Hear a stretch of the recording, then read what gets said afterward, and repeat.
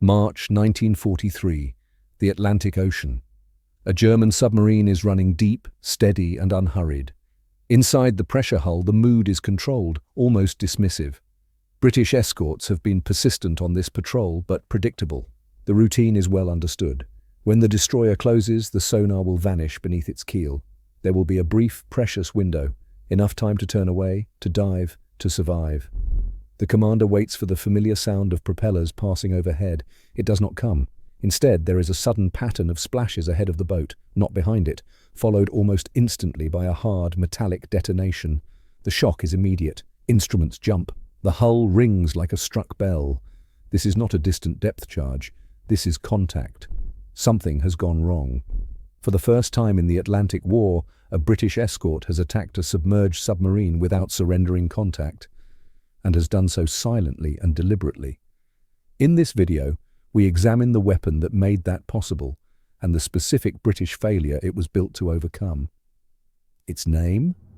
The Hedgehog. For most of the war, British anti-submarine warfare was built around a single assumption, that a submarine could only be attacked effectively from above and behind. Detection came first, destruction second, and between the two lay a fatal weakness. The Royal Navy relied on ASDIC, an early form of sonar that could locate a submerged submarine with reasonable accuracy, but only while the target lay ahead of the ship. As an escort closed in, the sonar beam angled downward beneath the bow. The moment the ship passed over the submarine, contact was lost entirely. For roughly 20 to 30 seconds, the attacker was blind. German commanders understood this perfectly. They trained for it. When the echo disappeared, the boat would turn sharply, alter depth, change speed. Not dramatically, just enough. In the vastness of the ocean, moving 50 yards was often sufficient. By the time the British depth charges exploded astern, they were detonating where the submarine had been, not where it was. The depth charge itself compounded the problem. It was a blunt instrument, heavy, slow-sinking and dependent on guesswork. Fuses had to be set in advance, based on an estimated depth. Detonation required proximity, not contact, and when the charges finally exploded, they filled the water with turbulence and noise, rendering sonar useless for minutes at a time. If the submarine survived, it could withdraw under acoustic cover. The statistics were unforgiving. Thousands of attacks yielded relatively few confirmed sinkings. Escorts expended enormous quantities of explosives for marginal results. Crews often believed they had succeeded, mistaking oil or debris for proof, when in reality the submarine had escaped. By 1942, this pattern was no longer merely inefficient, it was dangerous. Merchant losses were rising faster than replacements. Escort crews were exhausted, and German submariners had grown confident, even contemptuous, of British methods. The problem was not courage, nor effort, nor even detection. It was that every British attack handed the enemy a moment of freedom. Solving that would require more than improved tactics. It would require a weapon that could strike a submerged submarine before contact was lost, and do so with certainty rather than hope. By the middle years of the war, the Royal Navy did not lack ideas. It lacked permission to challenge its own habits. Anti-submarine warfare had become a system of doctrine, training manuals, and institutional confidence. To suggest that its core method was fundamentally flawed was to question decades of accumulated experience. The challenge was taken up not by a naval gunnery specialist, but by the Directorate of Miscellaneous Weapons Development. The DMWD existed precisely because orthodox channels moved too slowly. Operating with unusual freedom and minimal hierarchy, it was tasked with solving problems others had learned to accept. At its center was Commander Charles Goodeve, a chemist by training and a naval officer by necessity. He approached the submarine problem from first principles. If escorts lost contact at the moment of attack, then the solution was not a better depth charge, but a different geometry of attack altogether. The weapon had to be fired forward, while sonar contact was still intact. Everything else followed from that requirement. Turning the idea into hardware was far from straightforward. A forward-thrown weapon needed to enter the sea cleanly, sink rapidly, and remain stable underwater. It could not detonate on impact with the surface. It could not rely on timers or preset depths. Above all, it had to be simple enough for exhausted crews to operate in heavy seas. For this, Goodeve turned to an unlikely source, an army officer and inventor, Lieutenant Colonel Stuart Blacker. Blacker had spent years developing a spigot mortar, a weapon that launched projectiles from a fixed rod rather than a conventional barrel. It was mechanically simple, tolerant of rough handling, and adaptable to different payloads. The collaboration was pragmatic rather than elegant. Trials were conducted with crude rigs, improvised ranges, and endless variations in projectile weight and shape. Many early designs failed outright, tumbling in flight, skidding sideways underwater, or detonating unpredictably.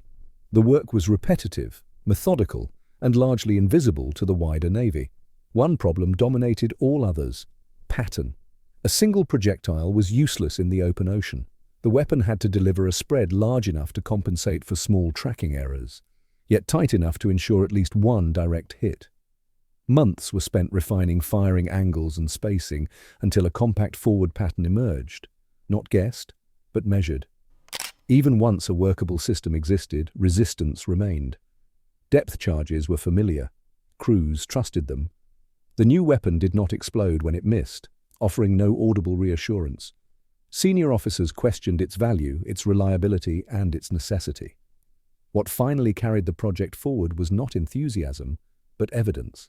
Controlled trials demonstrated something depth charges never could: a sustained attack without loss of contact. The submarine was held, tracked, and struck in a single continuous sequence.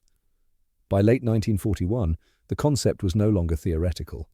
A new class of anti-submarine weapon had been created, one that did not frighten submarines away, but hunted them deliberately. All that remained was to introduce it to the fleet, and to explain, in the simplest possible terms, what it was meant to do. The weapon that emerged from this work was neither large nor complex by naval standards.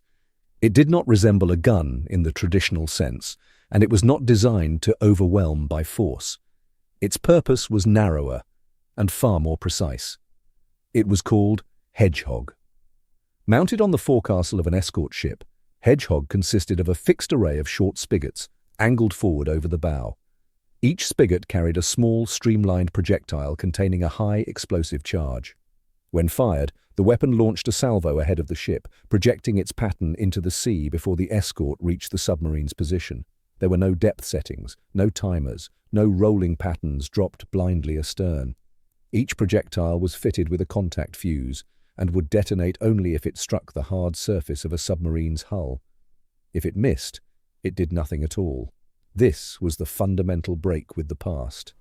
Hedgehog was not intended to scare a submarine away, or to collapse it through near misses.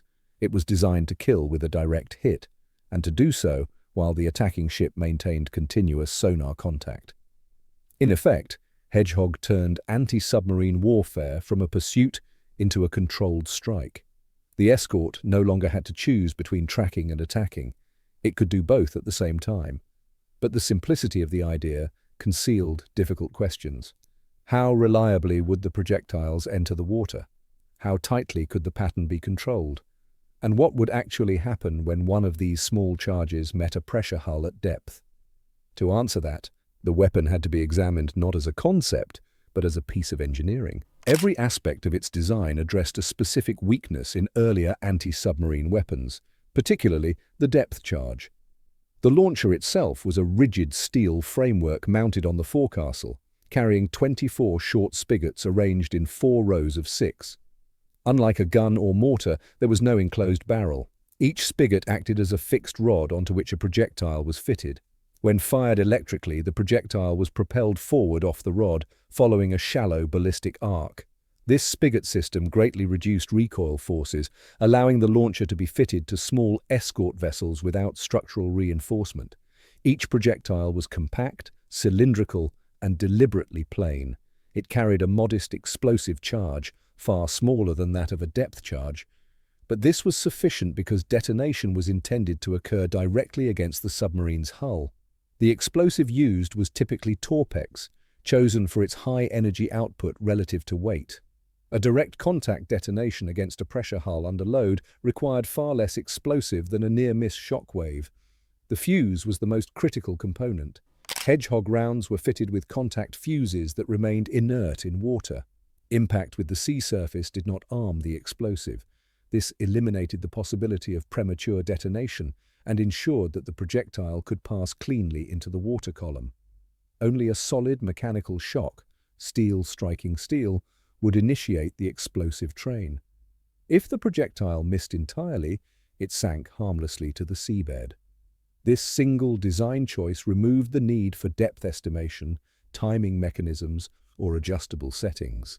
There was no requirement to guess how deep the submarine might be, nor to anticipate its maneuvers during the weapon's descent. The moment of danger was reduced to a single instant, physical contact. Underwater behavior was carefully controlled. The projectiles were weighted and balanced to enter the water nose first and sink vertically at a steady rate. Records suggest this was achieved through extensive empirical testing rather than theoretical hydrodynamics. Stability mattered more than speed. A tumbling or yawing projectile risked deflection on impact or loss of accuracy within the pattern. Pattern geometry was central to Hedgehog's operation. Fired as a single salvo, the 24 projectiles landed in an elongated oval ahead of the ship's track. The spacing was calculated to compensate for small sonar errors while keeping the density high enough to ensure at least one hit if the range and bearing were correct. The ship's forward motion was integral to the system. The pattern was designed to envelop the predicted position of the submarine at the moment of firing, not its last known location. Mounting considerations were equally deliberate. The launcher was fixed, not trainable, simplifying operation under stress. Firing angles were set to account for typical escort speeds and sea conditions. Although the mount did not actively compensate for roll, the spread of the pattern provided tolerance for moderate movement.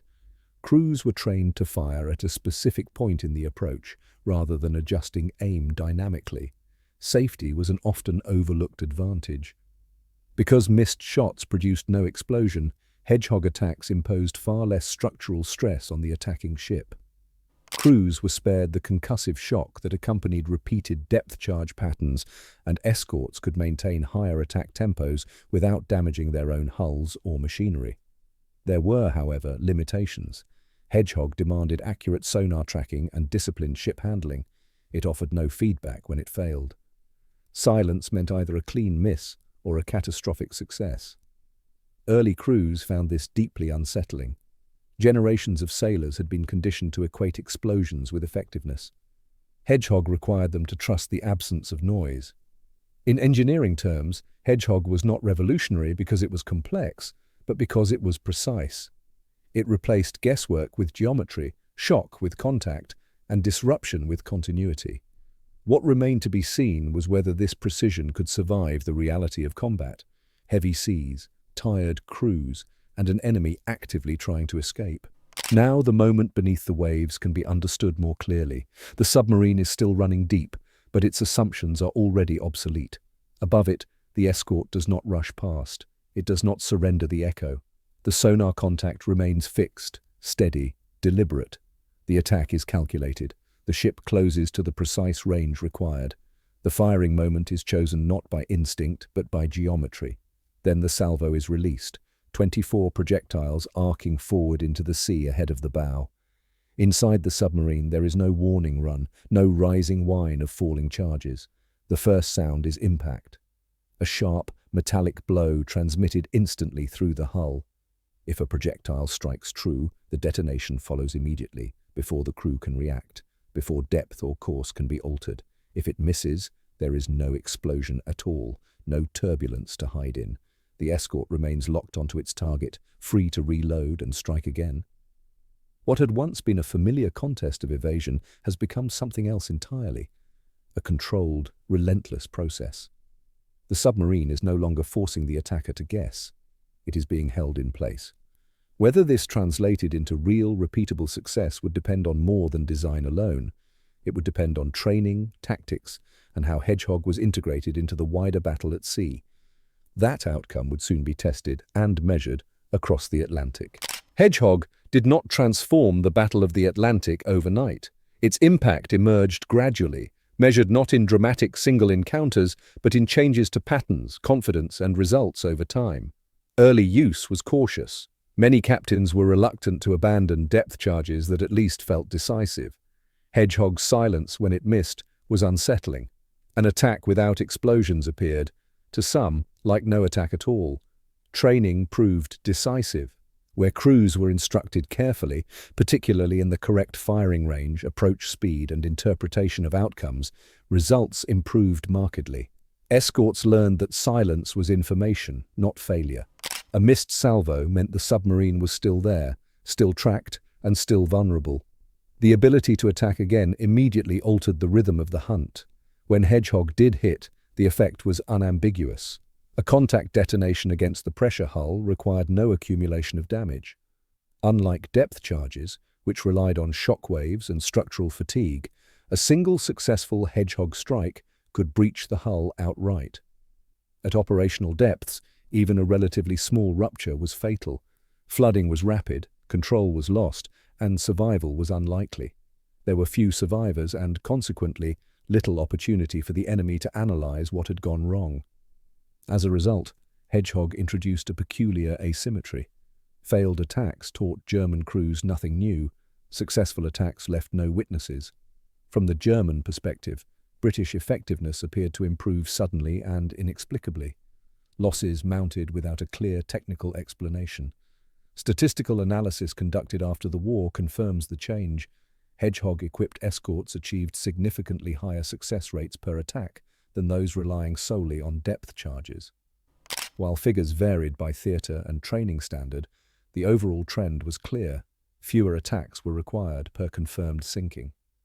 Hedgehog did not replace depth charges entirely, but it altered the balance of probability in the attacker's favour. Its influence was amplified by integration.